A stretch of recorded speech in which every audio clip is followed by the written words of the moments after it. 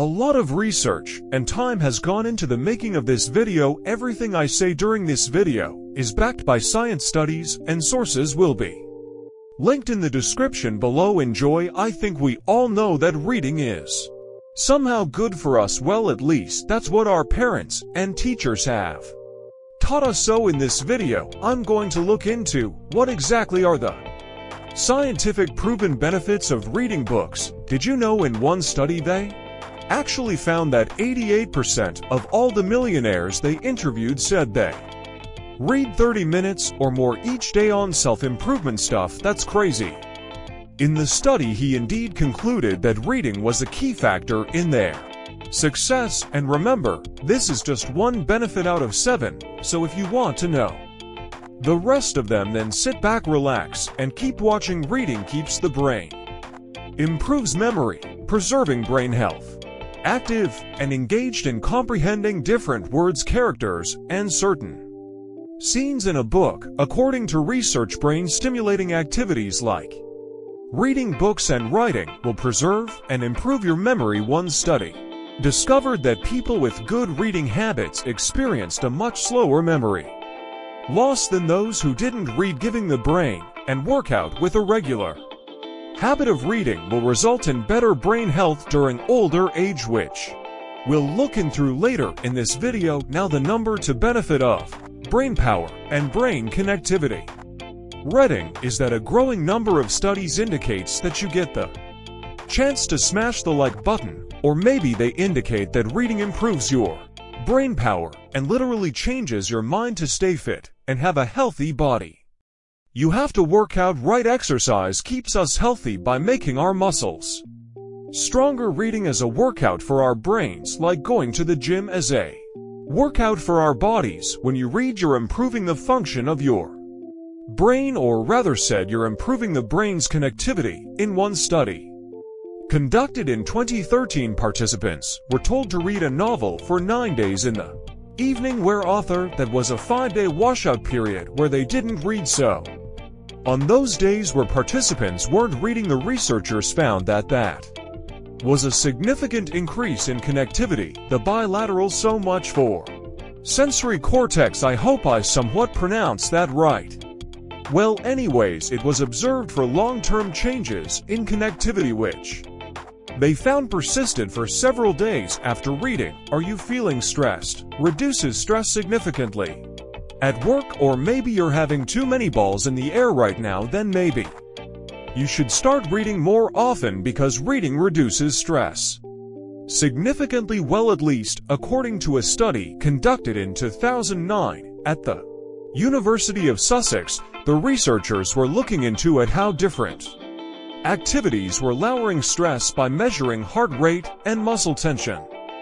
According to the research, reading was the best way to relax. Just reading for -1 minute is enough to reduce stress by 68%. This was a better way to relax than going for a walk, which reduced stress by 42%, or listening to music, which reduced stress by 61%. In a 2013 Harvard study, volunteers could better emotional intelligence either read fiction, non-fiction, or nothing at all. What they found was that people who read fiction had a better ability to understand others' mental state. This is what scientists calls theory of mind, which is the ability to understand that not all people have the same desires, intention, and beliefs. This also translate into having better empathy. Something to keep in mind is that reading literary fiction isn't going to improve your empathy straight away, but research do show that long-term fiction readers do tend to have a better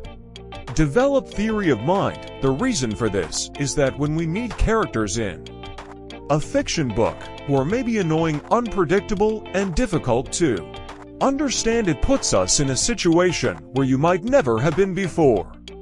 And that way your theory of mind is improving, since you experience new personalities and views of other individuals. You might also be likely to approach people in real life which with an interest and humbleness for dealing with complex people, since you will have a higher empathy, and this all boils down to you getting a higher emotional intelligence. Before we had the internet, increased knowledge, and success. Books were the ultimate source of knowledge, but yet till this day a lot of Matthew effect. Well, this term refers to a biblical verse which states the following: whoever has will be giving more, and they will have an abundance. Whoever does not have even what they have will be taken from them. Translating this to a more modern way of saying it would be something like the richer gets richer and the poor gets poorer, which also is a concept that applies as much to vocabulary as a dust with money. To studies confirm this claim. In one of them, researchers found that students who read regularly gradually developed larger vocabularies, which also influenced many other aspects of their lives, from scores on tests to job opportunities. In conclusion, if you read more often and regularly, you will with time develop bigger vocabulary. When you get older, you helps with cognitive decline. As you get older, might develop a progressive brain disorder that slowly destroys memory, thinking skills, and eventually the ability to carry out the most simple tasks. The thing I'm talking about is the Alzheimer's disease. Did you know that more than 5 million Americans now has Alzheimer's disease, and by 2050 it thought that nearly 14 million Americans over the age of 65 could be living with the disease unless scientists develop a new approach to prevent it or cure it.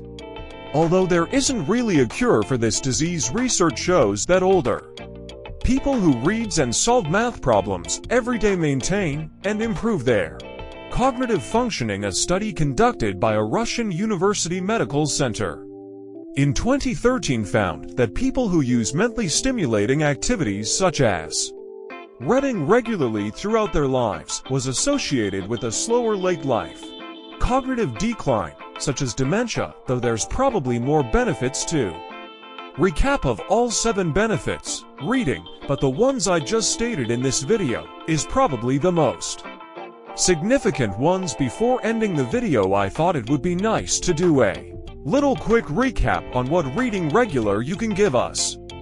Benefits: reading books will improve your memory. Studies has shown that reading improves brain power. Was also found in other studies that reading is one of the best, if not the best, to reduce stress, reducing it by 68% to be exact. Reading fiction stories will enhance your overall emotional intelligence, which includes empathy, critical thinking, and judgment.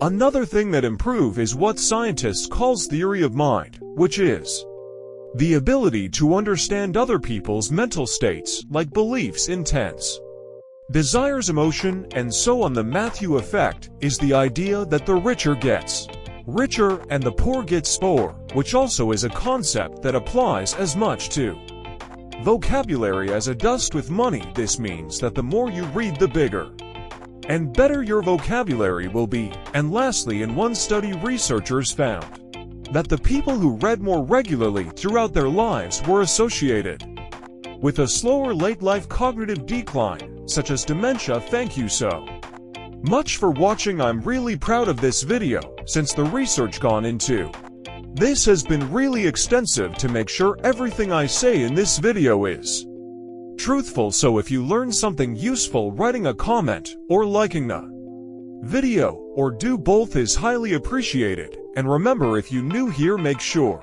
to smash that subscribe button for more informative videos. Alright, see you next time, and remember to stay awesome. You